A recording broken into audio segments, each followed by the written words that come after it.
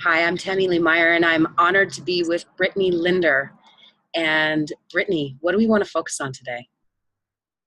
So I was thinking that the topic of letting go, which has been one of the biggest life lessons I've learned thus far, I thought that would be a really powerful one to touch upon.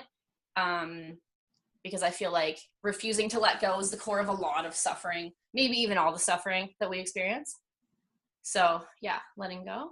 That sounds fantastic. Yes, and Cool. everyone can learn from that one. Yeah, yeah, for sure. Yeah, changed my life when I felt like I internalized that one. Yeah, let's start there. Okay. All right. So, in a lot of ancient texts, it is said that, I think it's especially Buddhism, they focus on the fact that attachment is the root of all suffering.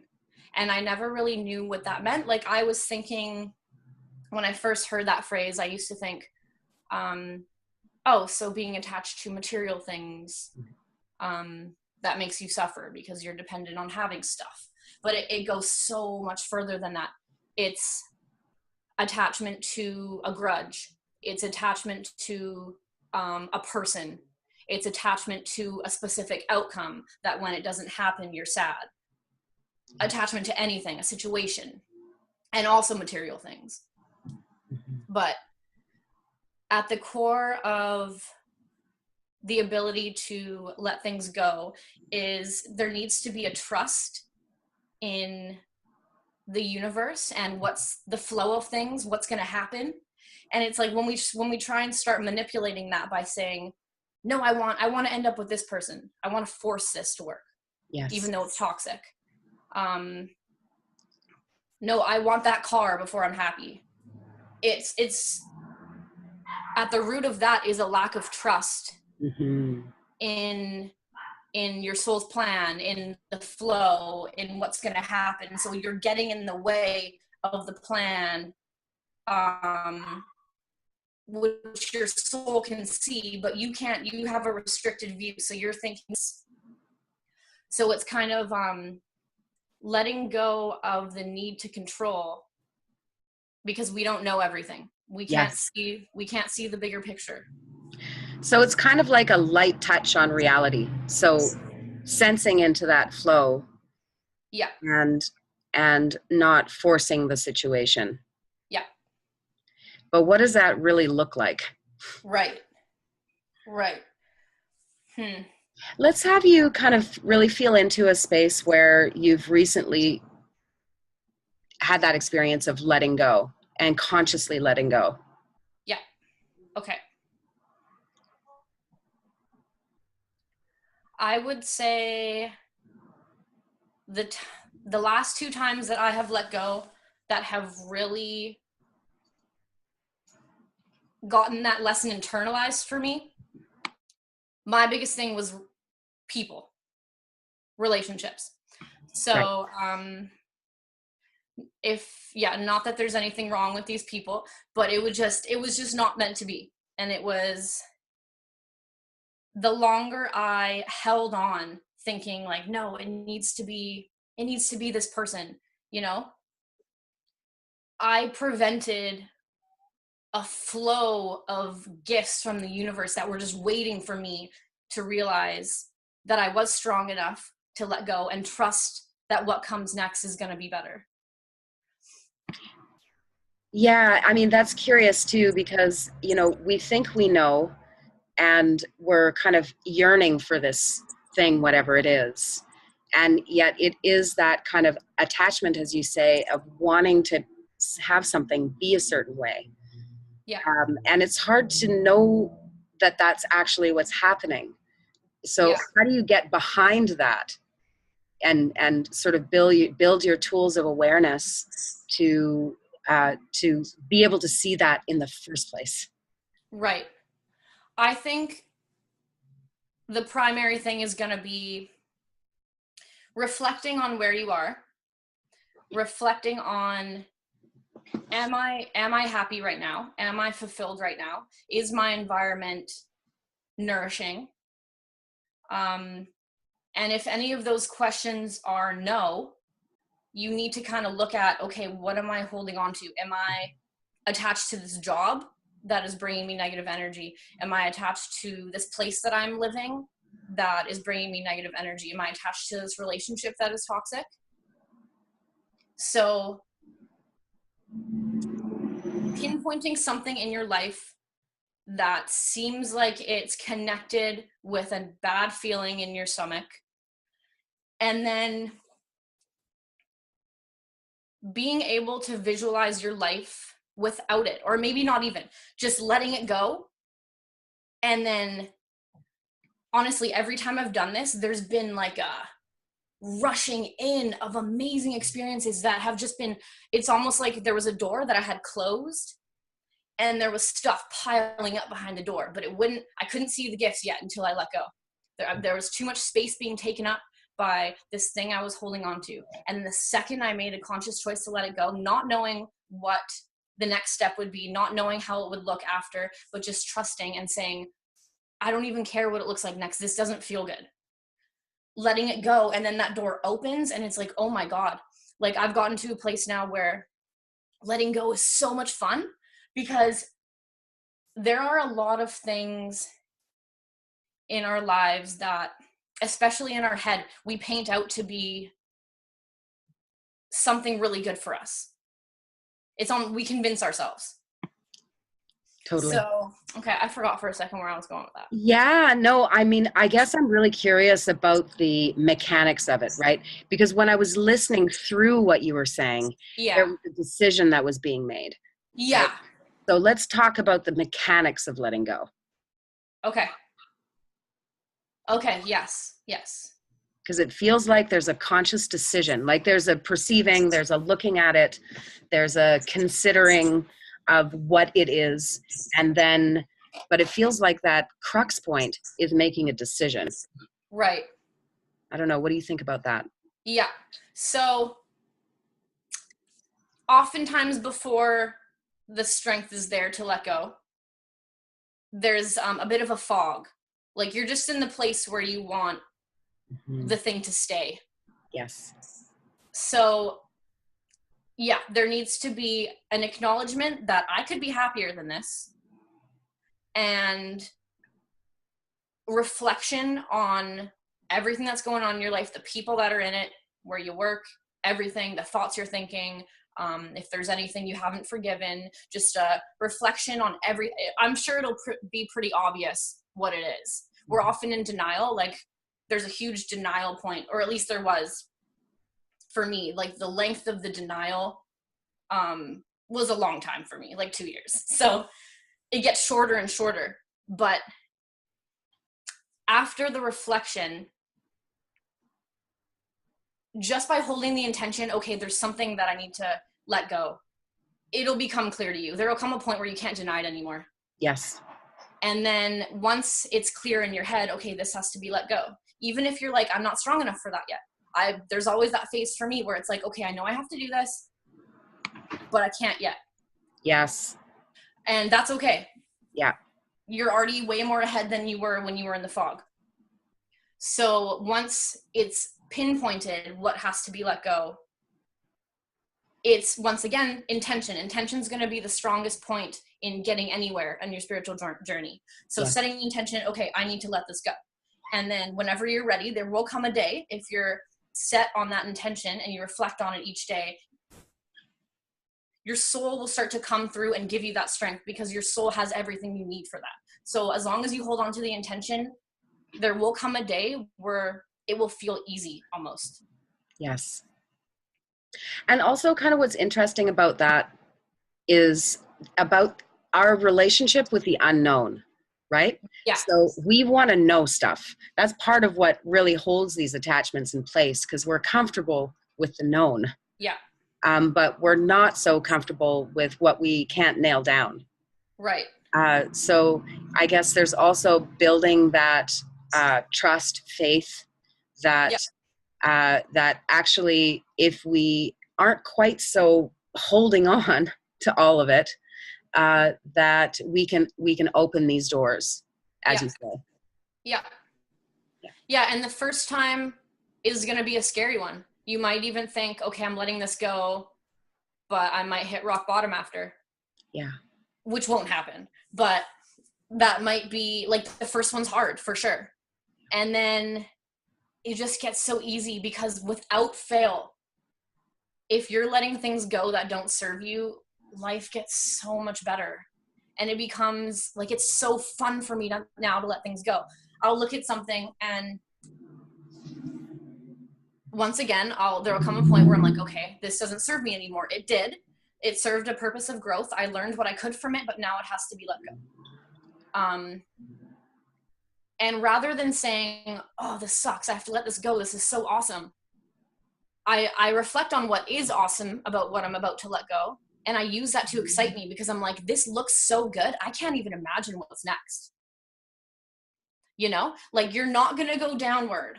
So so let's say it's a person, let's say you're super attached to a person. I feel like this is a really common one. So you're in a toxic relationship, and you're really attached and it's really toxic, but you don't want to let that person go. It's thinking, if you think this person's really awesome, regardless of how toxic the relationship is, get excited about, if this person is so great, I can't even imagine someone better, but that has to be the next step if I let it go. Yes. Yeah. And also it's pretty fantastic to take some time to be yourself too. Yeah. Yeah, for sure. Yeah, for sure. Not even making it about a person, but if that has to be your motivation. I mean, and we were talking about relationship, but it could be a job or a life situation, place you're living, you know? Exactly. Yeah. Or even a particular outcome. So let's say like not getting into the school you wanted to get into, not getting the job you applied for. Yes. I can reflect back on my past and look at all the things that didn't work out, that I'm with where I am now. I can see the reason for why it didn't work out. Yes. And I'm so happy that I didn't. Yes. Because something else was meant to happen. So there's a way to take things that don't work and just accept it with grace, because you understand you don't need to wait to see the purpose of why it didn't work out. You can have that acceptance in the moment of something not working out and acknowledge, okay, the only way that this wouldn't work out is because it wasn't meant to. Yes. And I don't see it now, but I will see it one day, and that day will come. So you can take that awareness that you will have in the future, you can bring it into the present moment, and you can get to a place where when things don't work out, you're never bothered, because you're just excited about, like I said before, oh my God, that job was so awesome, I didn't get it. Like, there's a better job out there for me. Awesome. Like, that's the only other option. So in our last session together, it was really powerful to have that reading. Thank you so much for that. Yay. And that piece, it really correlates to this because, you know, for so long, almost 2 decades, I've had this sense. Sorry, there's a police car going by. It's making really interesting sounds.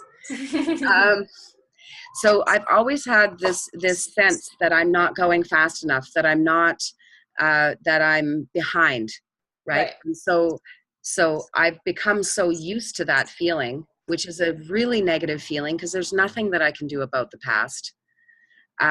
And I feel like I'd become attached to that feeling, to that belief about myself. Right.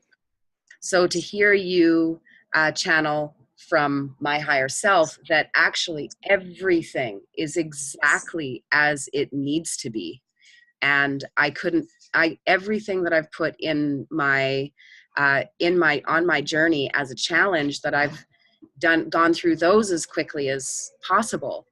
That, you know, like I was able to breathe. I've been able to breathe more easily. I've been really having a hard time with my breathing. Makes sense. Because I've had this anxiety about, you know, the world is messed up, right? Yep. I mean, we're all feeling it at different levels of the state of the world. And I feel it really deeply. And because the work that I'm doing and developing is needed, Yep. and I've wanted it to go much faster and see it adopted much quicker, and get people's stories out there. Yep. That I felt this guilt that if I was better, I could help more, right? Yep. So this has caused this deep underlying ongoing anxiety, which is not something that I want to be attached to at all. No. So having that support was just really powerful. Like to hear it Yeah. come straight from my higher self through you. Yeah. Like, Yay. thank you. Yeah, that makes me happy. You're welcome. Mm-hmm. Mm-hmm. So, and I think like in taking this to that bigger picture, I think that we all have a lot of anxiety and wanting things to be a certain way. And if we can, have it in our consciousness to let go more easily. So Yeah. let's talk about some of the ways that people can actually do exercises that can help them to do that on a regular basis. Right. So this also, because it's kind of the same thing, but this also is deeply related to the concept of surrendering. Same kind of thing, different word, but I feel like the surrender has a deeper connotation to it. So, especially in this past few months, I've been really working with the idea of surrender, and it's the same sort of thing. If there's a problem that comes up for me, let's say I'm consciously aware of a negative thought pattern that I have and I want to start to remove it. But in being conscious that I want to remove it, it's like it comes in more. So it gets to a point where it's like, oh, I can't do this. Like, I don't know what to do. So in those moments of I don't know what to do, like this is hard. I just literally, I sit there and sometimes I don't know what I'm surrendering to. Like, I do believe in a higher power, whatever you want to call that. If you want to call that source energy, God, angels, anything, your higher self, because God is in us anyways. But consciously saying, this is too big for me, I surrender it. And even if you don't really know what that word means, just say, I surrender this, I surrender this, I surrender this. And what that does is, once again, you're letting go of control. We are so limited, like our brains are so limited. They're physical constructs. And we are so much more than this physical vessel. So if you consciously get out of the way, there is an aspect of you that is so powerful and knows exactly what to do. So if you just say, I surrender, this is too much, there's a part of you that you let come through because you're out of the way. Your brain is out of the way. Your past trauma is out of the way, and it can just deal with it. And I had this one night a few months ago where, once again, this really negative, persistent thought pattern kept coming up. And I was working with this idea of surrender. So I just kept repeating, I surrender this, I surrender this, I surrender this. I just kept repeating it.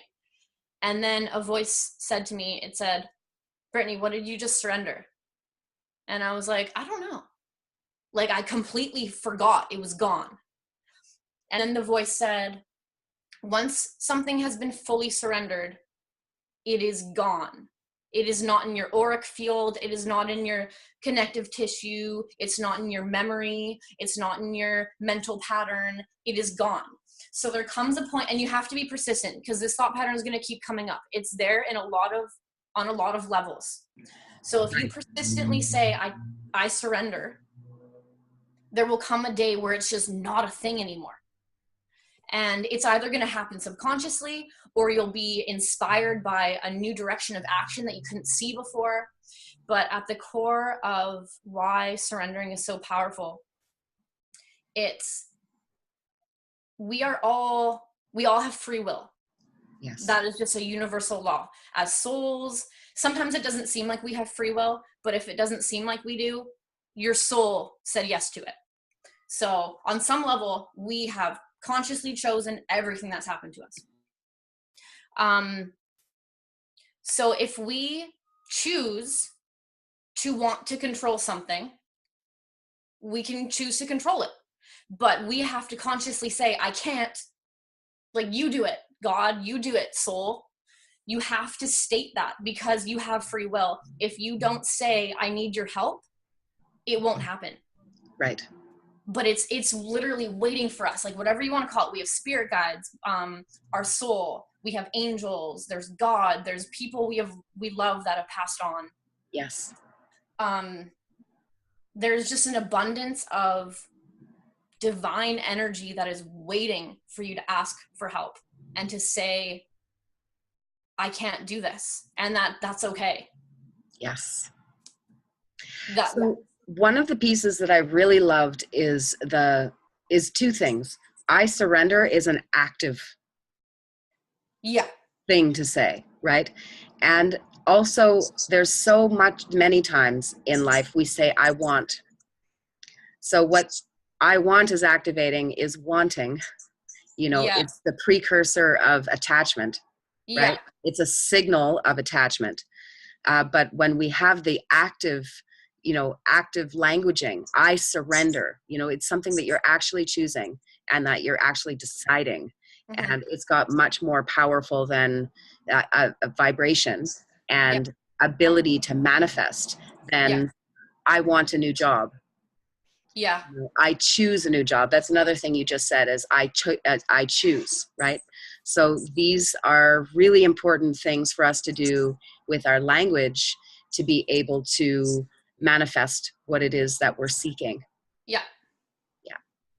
Yeah. Let's just share a little bit more just to finish our little piece here about what it is that you do. And I'm just going to share from my perspective that you're one of the most powerfully psychic human beings that I know, and that you have powers and abilities just like everyone, but you've been deeply cultivating that. So how I see it is that you can do distance readings, distance healings, and Reiki. You can build amulets and wearable crystal art that people can use to help to continue their transformational journey. And of course, you teach yoga too. Mm-hmm. So you are I love your work, and I think that the work that you do is really powerfully supporting many people. So thank you. And who is it that you're most excited to work with? Like a teacher? Well, anyone, like people that might want to work with you with your spiritual healing capabilities. Right. Anyone, I guess. Cool. So I'll speak on that in two different directions. So first, in terms of clients, I've gotten really excited about the idea of working with youth. And the reason for that is if I can help, youth have just, like I was talking about indigo souls, they've just forgotten less. They're just like when we're kids, if we see a spirit, it's just kind of, we don't know it's not normal yet. We're just kind of like, oh, there's a floating thing over there. We're not shut off yet. We're not societally programmed yet. So to get people working on their spirituality at a very young age can be so powerful because there's less to undo. Yeah. So working with youth has something that's been brought to my attention lately, and I feel like I need to pursue it. Mm-hmm. And then in terms of working with people, I don't know who he is yet, but my mom just told me about a man in Toronto who he's a healer, and people go to see him. And then once they leave, they say that they feel like they've been touched by an angel. and he meditates all day, and they feel like they've been like electrocuted after, like the energy is just very powerful. And I have a feeling I'm meant to go meet with him. Wonderful. Yeah, and learn from him. That's fantastic. Yeah.